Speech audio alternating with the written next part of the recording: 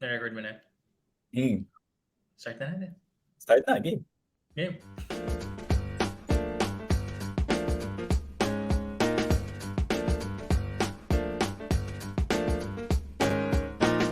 Oh yeah, I'll admit everybody's intentions are not always. Welcome. Good morning, good evening, good afternoon. Kung whatever time you're listening to this. Welcome to another episode of Around the Bonfire by Product Camp. Super excited for this one since this is the real definition of full circle, I guess. From workshop attendee to podcast producer to guest real quick. So full product life cycle of a journey. No? So let's not wait for too long. Excited to welcome our guest for today, Patrick Mendoza. Pat, welcome. Hey guys! That was a super nice intro. Natawa talaga ako dun sa full circle. So yeah, it's good to be here. As your guest for tonight, of course. Thank you Yeah, so ikaw much. din ba yung nagpo-produce, Pats? Hindi naman, no? Hindi naman ikaw. Not for tonight, not for tonight. Not double. Meron tayong ghost producer tonight. Ghost producer. Sige. So, Pats, maybe you can do a quick intro, no? Introduce yourself lang. I think, ano yung course mo, ano yung background mo, and why are you here, basically? Paano ka namin nakilala? Baka pwede mong introduce sarili mo. Of course.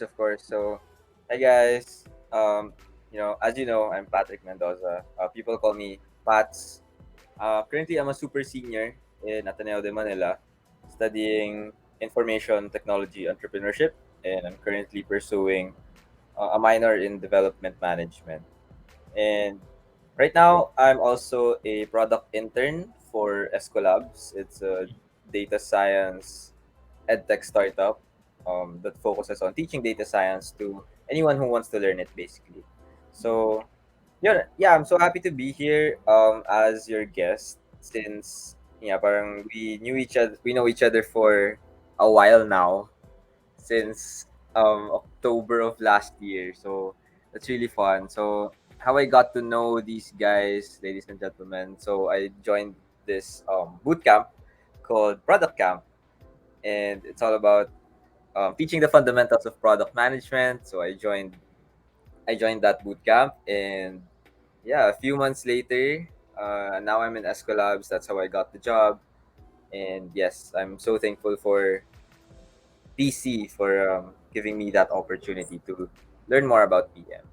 Yes. Oh, grabe yung plugging ah. Sige. How did you know about product management? So, I think going into the camp, ewan ko kung natanong namin sa iyo to, how did you know about product management? Ano yung influences mo that led to product management? Yeah, so actually back then, like when I was in junior year of college, siguro, I didn't know anything about product management. I haven't even heard of the term product management, even if my background is tech na talaga. So even even I don't know talaga kung ano yung product management. So my main background is project management. I've been handling projects, events in school, sa mga school organizations na sinalihan ko.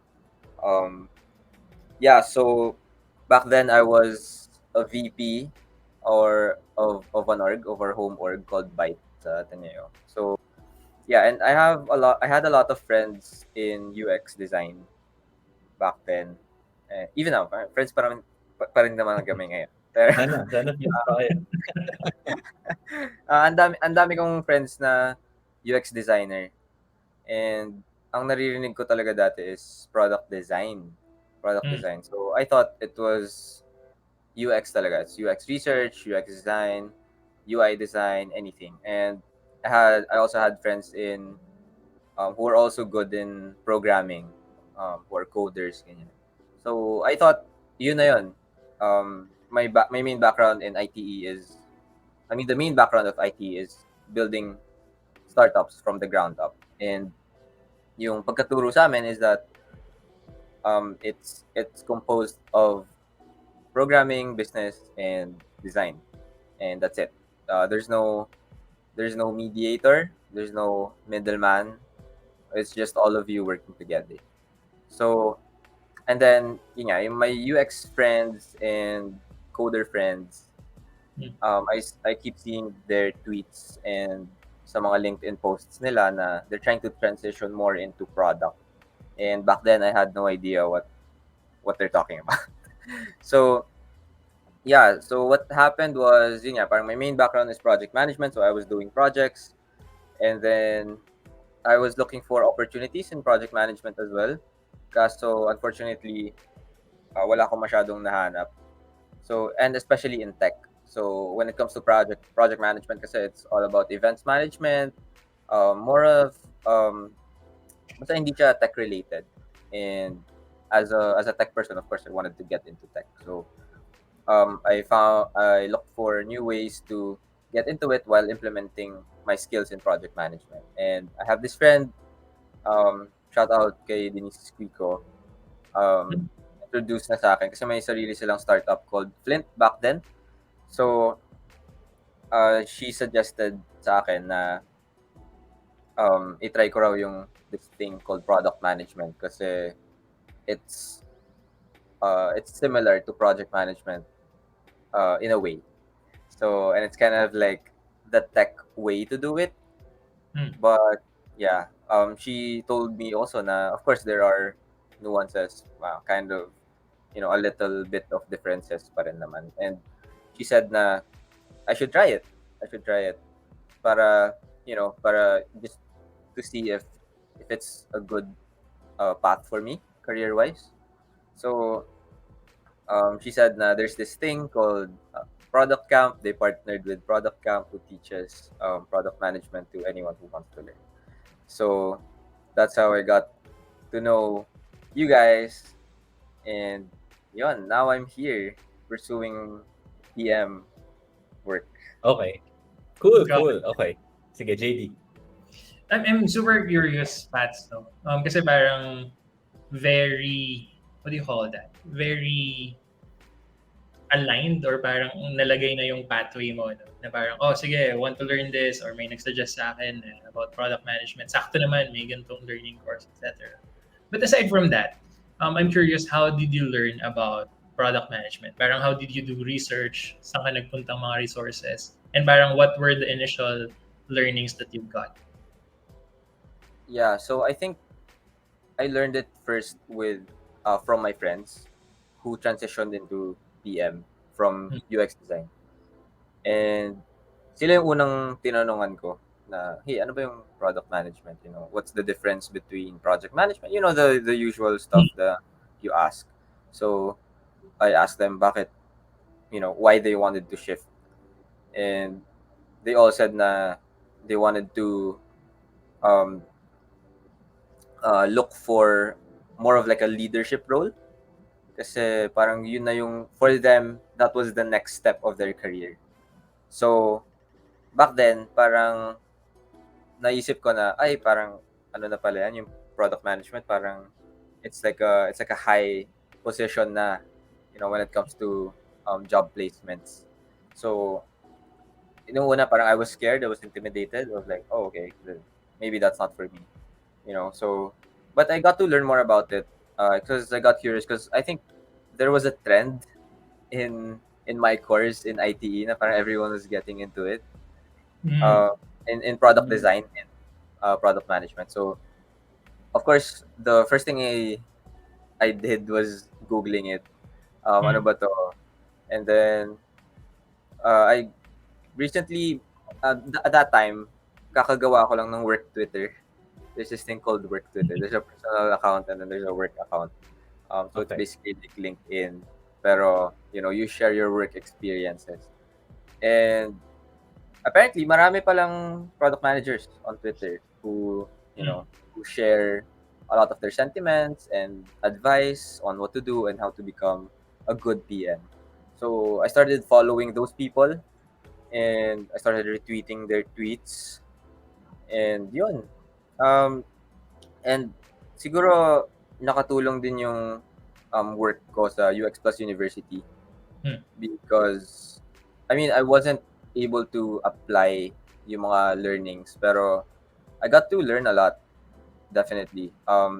I I was like a student kasi I'm there during the classes. So whatever stuff that naturo sa mga students, na-absorb ko rin. Yes. And naisip ko na parang when for example like when the agile methodology was introduced. Sabi ko, wait, parang familiar na to sa akin Parang naturo na to before. And parang nagagawa ko na to before So, back in project management, when I was doing project management, parang nagagawa ko na to naman. The Scrum, all the frameworks na included in PM. Sabi ko, alam ko na to hindi na to bago sa akin. So, that was my, I think, turning point na that was my motivation na parang, wait, parang I can do this parang, wait, parang I can get into this na. So, that's when it started talaga. Got it. So parang ganda na you enumerated. Okay, meron pala akong skill nito about agile methodology, Scrum, and then learning a lot. Especially like hearing that being nag-sit in ka dun sa mga UX plus academies, laking boost nun and how to build a product. But I'm curious, aside from having the confidence, from knowing the skill, ano in terms of nature of product management work, if anything, that really enticed you to go deeper into the field? Oh, wow. I had a couple of inspirations actually. Kasi that's because when I was learning about PM, yun nga, parang there are many CEOs, or if you want to be a CEO maybe in the future, PM is a good place to start. Yung mga ganyan. And then there was Steve Jobs, of course, who was one of the first ever product managers, diba? He didn't know how to code, how to design. He was just a mediator na parang okay, we have to do this feature and then we have to do this feature. So, I was inspired by that, honestly. It sounds so cheesy pero I got inspired by that. And doon ko naisip na parang wait, it's possible pala to do this without knowing how to code because back then yun nga parang the people who are getting into product management are coders na talaga or they know UX. So they're very technical. So yung skills nila very technical na. So, and then I learned na parang, okay, you know what? PM work doesn't have to be this, doesn't have to be that. So, I was like, okay, if I learn it, baka pwede. Because I didn't know how to code. Like, I almost failed 2 classes of programming classes. And yung UX design, hindi naman talaga ganun kalalim yung knowledge ko about it. I know how to UX research, pero hindi talaga siya masyadong in-depth. And hindi ko siya masyadong nagagawa. Like, I don't have the portfolio for it. I don't have, I don't have the necessary background para to back it up na parang, hey, I do UX research. I'm not like, I wasn't like that. But when, the concept of product management came along, na parang, you don't have to be an expert about this. You just have to learn the ropes, siguro know a little bit of everything, and then, have the soft skills, the communication skills, and then you're good to go. But of course, I know that it's not that easy. Yeah. It's more complicated than that. But when I was learning about it, that's how I knew na, okay, like, I think I can do this. And I'm glad that I pushed through. Great. Sobrang kita yung age gap Kasi dati si Steve Jobs, nung kapanahunan ko pa, defined siya as marketer. Yun pala sa era nyo, na siya, product manager na siya. Ang galing. Nagbabago yung definition. Passing on to you, Dino, for some of your questions. And wala, napaisip lang ako, like yung sinabi ni Pats, and napareflect lang din ako on my own journey in product management. Kasi semi-empathize din ako kay Pats dahil swerte lang din ako na nakapasok, I think, in product management dahil wala naman talaga din akong background na technical. So nag-gets ko yung sabi ni Pats na parang pag nakarinig ka na nung coders na nagsasalita na in their language and nakarinig ka na ng designers na nagsasalita na pag nagsabi na sila ng mga terms like heuristics, yun, parang pag nagsabi na sila ng terms like development environments or SDLC, parang nakakalula eh. And I think that's what's, I guess, parang that's a stigma that sometimes has to be fought na minsan merong imposter syndrome with product managers because you're expected to know a lot of things but at the same time you're not really a master of everything, di ba? Like what Pat's mentioned. So I guess yun lang. And no, sinabi mo kasi yung what enticed you to PM, Pats, napaisip lang ako na, okay, if you were enticed and ito na yung interest mo, syempre may merging yan of skills naman, di ba, to know that you can really do it. So, Yeah. yun yung question ko, like, what skills do you think na you have or you observed in yourself that felt na, okay, interesado ako dito, inaral ko siya, but at the same time, okay, meron talaga ako mako-contribute. And paano mo yun nahanap? Yeah. Siguro with as I mentioned earlier, my skills in project management talaga, yung organization and prioritizing stuff. Kung ano yung uunahin mo. Because in a project, marami ring departments na concerned. And you have to juggle all of them, diba? Talk to them one by one. And I think doon ako nasanay with the business side of things na I am a communicator na and I am a coordinator also na I connect people to one another to work with each other. So, and I think I think I saw a tweet in my work account na parang if like good product managers are good communicators and good coordinators. And I'm like, okay, like okay, I'm doing this already. So, I have that skill. Like I got one skill down, and konti na lang nandun na ako, So, I think that was one of the things na I had na agad.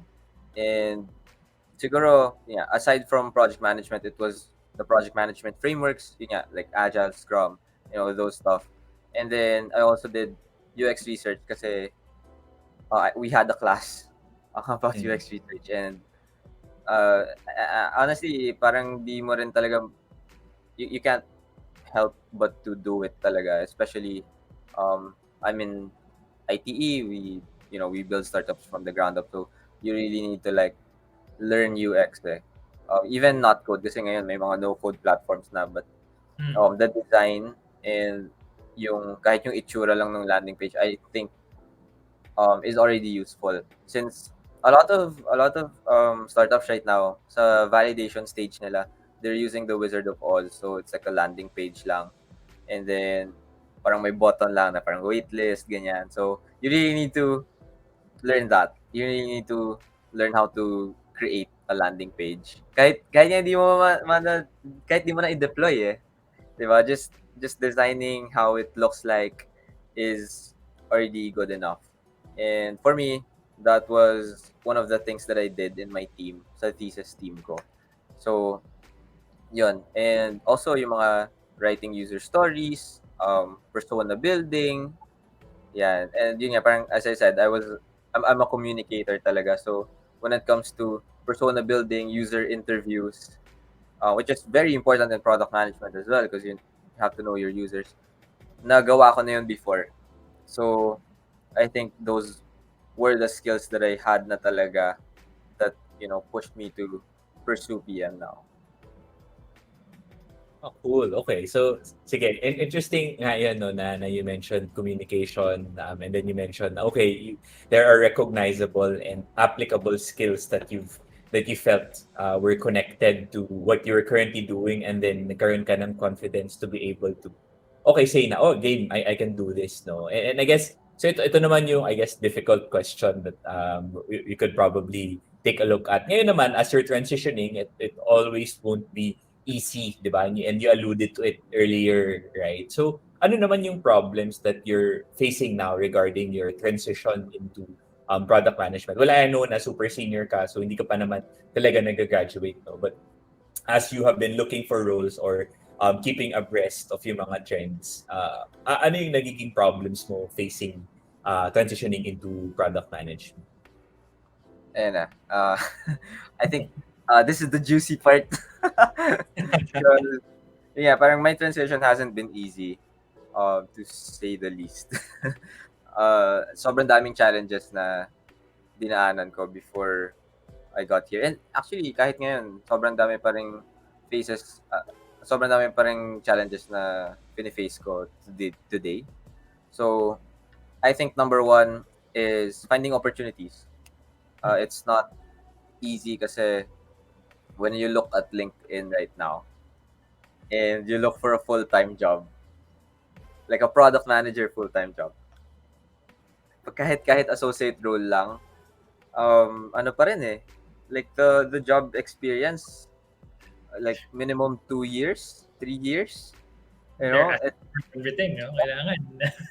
Parang oh, 20 points yung, yung rules yung expectation. parang di ka na nabigyan ng chance to prove yourself di ba? Kasi, from kahit internships ngayon, medyo scarce na. So, it's really tough to look for an internship role sa PM because yun nga, one of the factors is that yung mga tao, they consider PM as, as one of the top positions na agad. So, it's difficult to find one right now. So, yeah, another thing or another problem that I'm facing right now is learning the hard skills. Like I said before, I know the soft skills lang. Communication, collaboration, coordination. Yung Agile Scrum methodologies, naaaral naman yan eh. Madali lang naman yung aralin. I mean, the hard part of it is application talaga, but knowing the concept, madali lang yun. So, I think it's the hard skills na talaga. And, yun, parang being an SME, subject matter expert, is also hard. Kasi, yun nga, parang you know a little bit of everything lang. And the little bit part is the problem. Yeah, knowing a little bit is not doesn't make you an expert. So that's the hard part in there. So being a product manager, just coordinating with people. Tapos yun nga, Dino, as you mentioned kanina na parang nakakalula na nga, di ba? When developers are talking about their own stuff. So mahirap yun. Siguro another thing is choosing an industry. Because right now when you apply as a PM, you have to choose an industry. If you focus on one industry right now, you can't easily jump in another. It's not like when you're, for example, you're a developer or you're a UX designer. You can design anything or you can code anything, diba? But when you're a PM, as uulitin ko na naman, you have to know a little bit of everything. So, and you have to also be an SME. So, you have to know that specific industry. Kung hindi, yari ka. So, yun. And also, lastly, the last challenge that I'm facing right now is prioritizing what to learn first. I know it's kind of ironic kasi product managers are supposed to prioritize. But right now, it's one of the challenges is prioritizing what to learn first. Kasi, gagawin mo rin siya eh. You as a product manager, you have to know din eh how to do it. Hindi pwede yung parang utos-utos lang, di ba? It doesn't work that way. So, for example, SQL, for example. You have to know SQL, and then you have to know a specific programming language, for example, or you have to know UX design. So, yung mga intricacies ng field na yon, you have to know din eh. So, sometimes, when you're coordinating with the design team or the tech team, ang hirap pagsabayin nung kailangan mong aralin. So, yun nga, parang, and it goes back to being a subject matter expert, diba? So, ano bang iunahin mo? Yung industry ba? Like, for example, you're into fintech, uunahin mo ba yung pag-aral ng fintech? Or aaralin mo ba kung paano mag-SQL? Aaralin mo ba paano mag-code? So, yun. Those are the struggles that I'm facing right now. From your answer, Pat, parang you painted a very steep hill, mountain even to climb, no? In order to break into the industry. With all of those challenges that enumerated, parang ang daming reasons to change a career, ang daming reasons to um, focus your effort on another role or position or even industry altogether. Given na yun, fifth year ka pa lang, parang, oh, the world is my oyster. Ang daming possibilities. But I guess I'm curious on what keeps you motivated in terms of going on or pushing through the PM career now or breaking into that role. I think it's the fact that product management involves learning. Like, when you're a PM, you don't stop learning. And for me, ganun din ako eh. Like, I don't want to be idle. Like, I don't want to keep doing the same thing over and over again. So, with PM kasi, yun nga, parang, with all the problems that I mentioned, it's your job also to learn everything. And I think the job sa PM is, it's not the same thing every day. And, matagal na eh. Matagal ko nang ini-imagine yung work life ko na parang, if when I finally got to work na, parang I don't want to do the same thing every day. I don't want to be stuck in a cubicle typing typing the same thing every day. So I don't want that. So I think PM, kahit mahirap siya, it's kind of motivating pa rin for me kasi yun nga, parang every day you learn something new. Although there are times na gagawin mo pa rin yung the same thing, pero you keep iterating kasi. You keep iterating, you keep improving. Yon, that's what I like eh, 'di ba? Parang you don't stop improving your product. So that's parang that line, or when I heard that line, parang okay, that's parang nagkaroon ako ng reflection kasi yung ako rin naman parang I want to keep improving myself also. So parang I had the same reflection with PM work. So that's what keeps me motivated. Got it. Dun sa wrong na pa-react dun sa sinabi mo, I don't want to be stuck in a cubicle. Ayoko mag-type lang araw-araw. Parang reflecting on what I'm doing now, parang, Medyo, ginagawa pa namin yan parang ilang thousands of words ako a day creating yung mga requirements. So parang, iba-iba siya. To be honest, hindi naman the same thing. No? Hindi naman, alam mo yun. Pero, wanted to, sorry to break it to you, bro. Pero, it involves a lot of typing, no? It involves a lot I stand corrected. Pero, I mean, interesting stuff naman. Hindi naman puro type lang. May mga facets, may mga wireframes, may mga flowcharts. Yes, mga kulay. May kulay yung tinatype namin. Yes, that's what I wanted to say. Okay. Kasi baka mabigla rin yung mga listeners natin eh. Bumilis ako mag-type simula na naging product manager ako. Yes. And, circling back to what you mentioned earlier regarding improvement. I feel like it's very cliche naman. And it's a very gas term na for everyone. Oh, we need to keep improving. I feel like no matter the industry, no matter the job naman, that's correct, right? That's a must. Otherwise, nagta-type ka lang. you're not improving, so to speak. Pero I'm curious, aside from nandun na na parang improvement na I guess empathizing for a bit then as well. Now before, as a project manager, again, wala akong product manager. Doon ako sobrang nag-struggle. Like, hindi ko feel na nag-improve ako. Like parang, paano ba to? Parang na-stuck lang naman ako. Hindi ko alam kung nag-improve ako or what. And I'm curious now to hear from you. How do you measure your improvement? Parang what are the signals that you are listening to or you're being aware of that tells you, okay, maybe nag-improve ako sa area na to, sa area na to. I think feedback is super important, and it has to come from people na you trust or people na you work with a lot. I always ask for I always ask for feedback. I always ask for improve, like how can I improve on my work? Because right now, my job in Escolab is also writing ano requirements. Type ako ng type. Pero lagi kong tinatanong yung manager ko or our product manager talaga na, hey, I did this thing. How can I improve on it? Or did I do something wrong? I want to ask for feedback and I just want to update you that this is what I did. So, yun. And of course, when pag nagbigay naman sila ng feedback,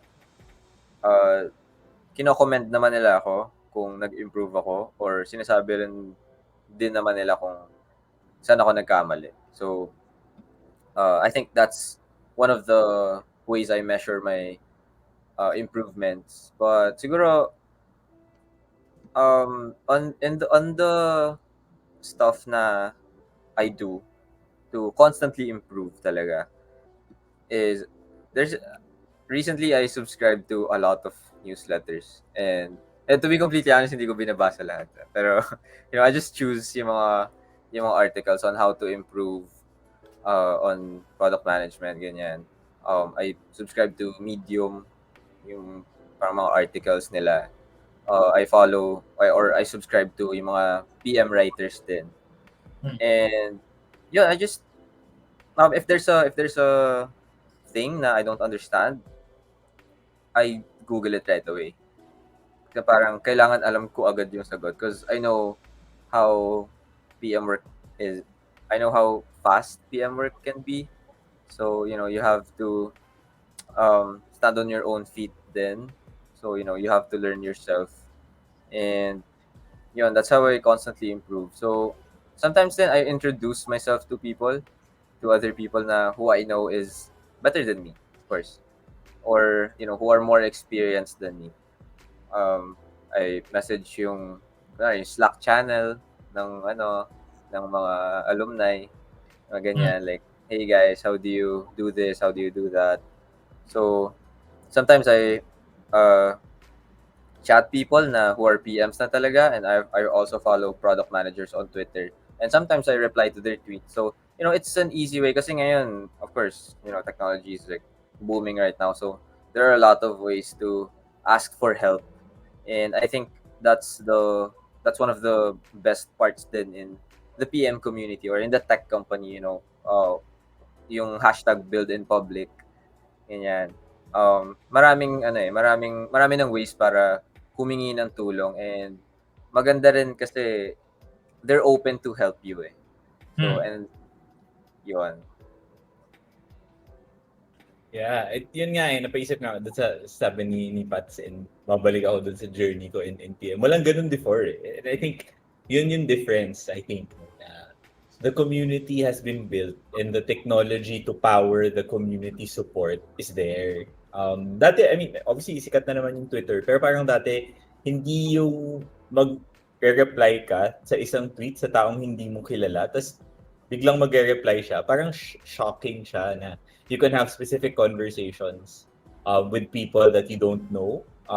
And ewan ko, parang feeling ko na-accelerate actually ng pandemic yun na ewan ko, yung nangyari kasi was, kunyari, for example, similar to you, Pat, na meron din akong fina-follow on Twitter, tapos nagre-replyan, tapos nag-send ako ng DM just to ask if open ba siya to have parang 30-minute calls. So yun, nag-send siya ng Calendly, gano'n. So yun, parang I think the opportunity to learn is very much there, and at the same time, the movement nandun din, no? Obviously, yung lang is ang daming news. Parang ang daming information, di ba, na nandun. So, hindi mo alam kung ano minsan yung tama, ano ba tama ba to? Or siya, ano ba talaga siya? Parang learned authority ba talaga siya to be able to say na, ito talaga yung susundin. No? So yun, parang I think there's also that side of, okay, how do I filter from the noise? Yeah. And how do I be able to, parang, okay, ano ba talaga dapat yung tama, no? Hindi lang in product management, I think in general, no? So, yun, wala lang, napaisip lang ako about that. And ang laki ng difference that ilang years ba? Sasabihin ko ba? Mga decade, parang in a decade, ang laki ng difference nangyari with where product management was at that time and then where it is now. So wala lang, I was just happy about that and hearing it from you na the confidence also is I think built there. Kasi dati never ko naman maisip mag-message ng random stranger sa LinkedIn or mag-email ako ng parang hindi rin yun inside my ano ba ako in my millennial naman tawag sa akin in my millennial side. So wala lang, parang I think iba na rin talaga yung times ngayon to be able to reach out and be part of that community. So yun, I think it's a really nice thing. So I think ano lang, par. Now na you know nga more about product management and na-share mo na yung journey mo, par. I guess you can call it ups and downs, right? From when you started and then, okay, now you're looking for opportunities. Oh, game, I want to do this. But I have these problems that I'm going through. But game pa rin, motivated pa rin ako to continue with a career in product management. So, what do you think are some surprises na you found along the way? Yung parang, okay, I came into this thinking na, okay, baka ganito. But now meron akong, na-surprise ako na, shocks, ito pala, interesting pala itong nalaman ko about product management. Well, nasabi na ni JD. Yung pinakauna, no, na akala ko hindi kayo nagta-type all day.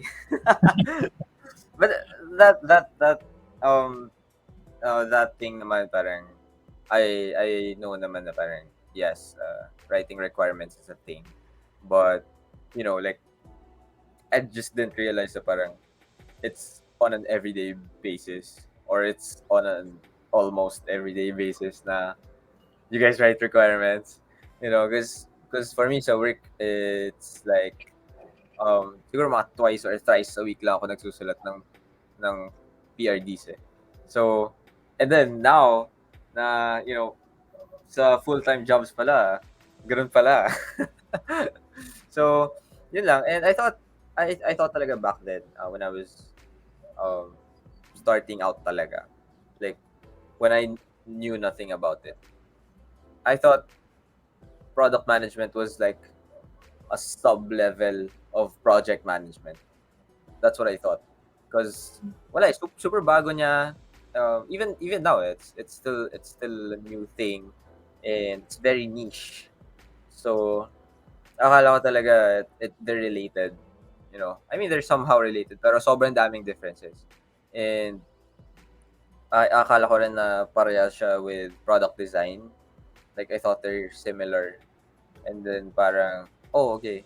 Like medyo malayo or medyo hindi pala siya ganun kalapit sa design, It's more of like it's more of a science than an art. That's how I learned it. Because akala ko it's more of an art than science eh. So so yun, and also I'm glad din na I get surprised from time to time, because that's how I know na okay, like I learned a new thing today.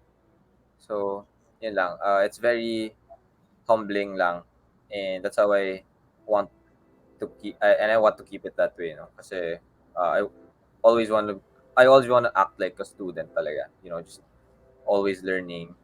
And yun, thankfully okay naman yung mga I treat surprises as a learning opportunity naman. Treating surprises as a learning opportunity. Wanted to say sana na that's a great ending kasi may isang question pa tayo, Pats. Sana may makuha pa tayong quotable quotes dun sa last na answer. Sayang. As you notice, being the producer of the show, we ask this from all of our guests. It's like the penultimate question.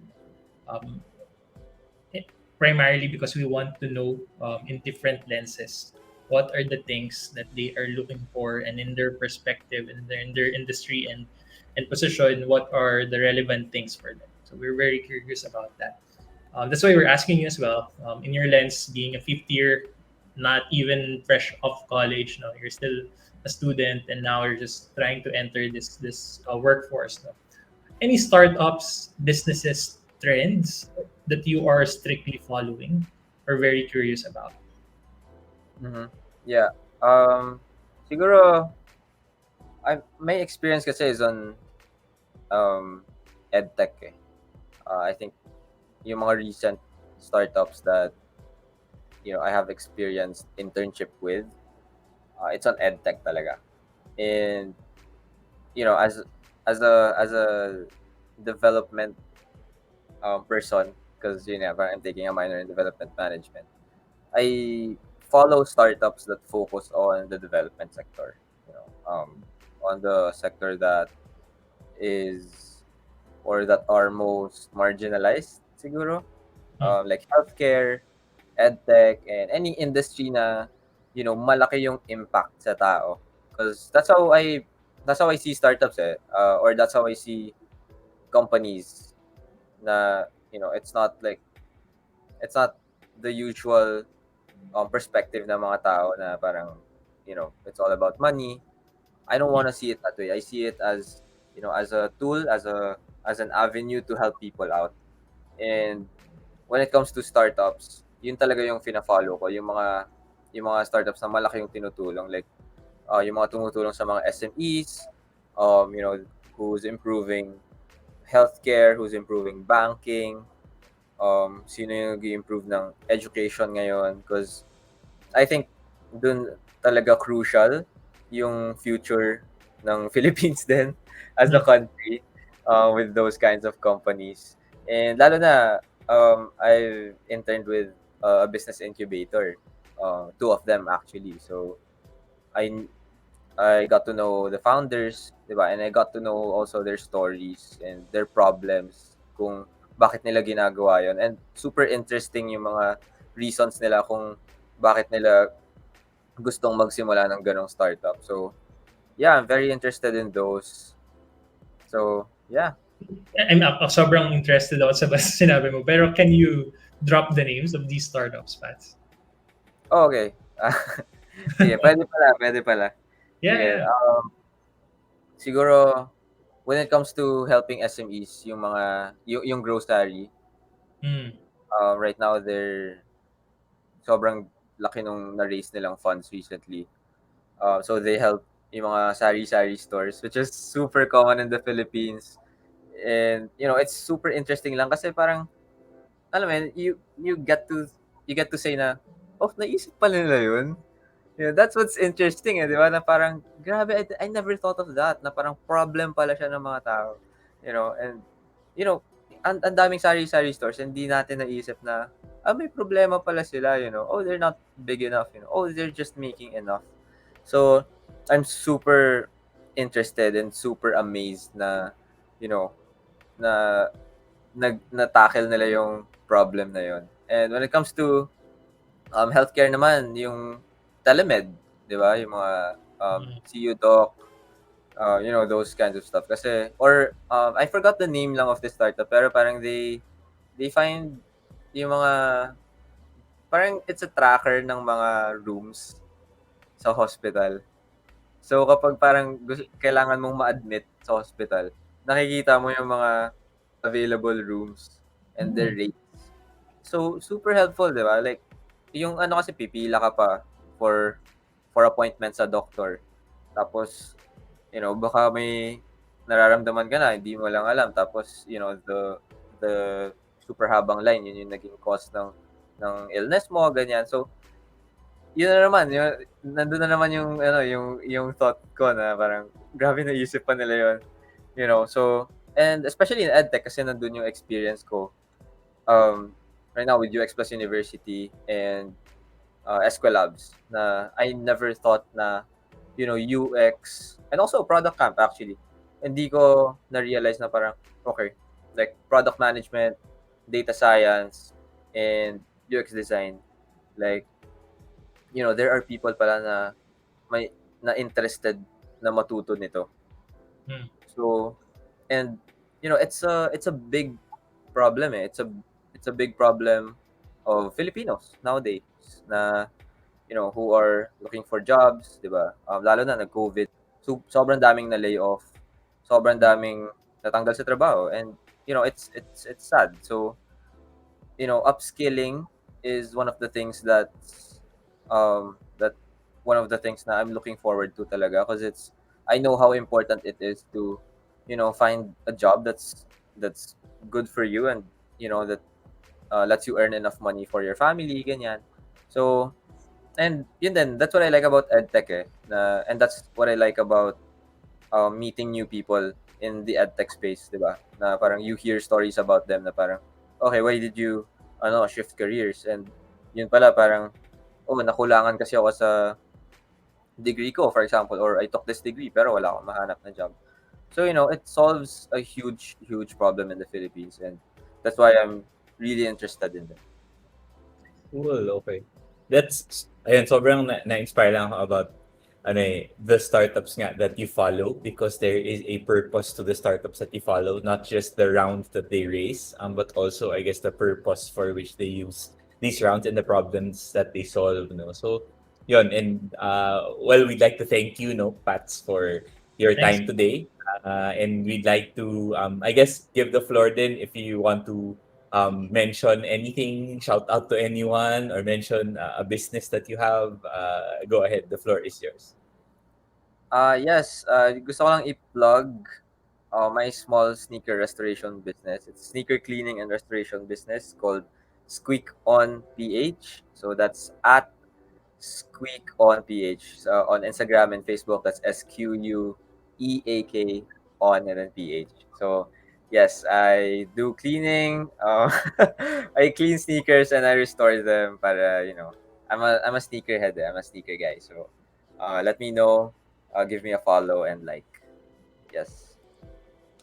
All right. And with that, we'd also like to let people know that you can follow us on LinkedIn, Product Camp PH, on Facebook, The Product Camp, and on Twitter, The Product Camp. No? So you can also go to our website, productcamp.site, to be able to know more about us. And with that, we'd like to thank you, Pat, today. And on behalf of You. JP, have a good night, everyone. Thanks, Pats. Night, everyone. Guys. Night.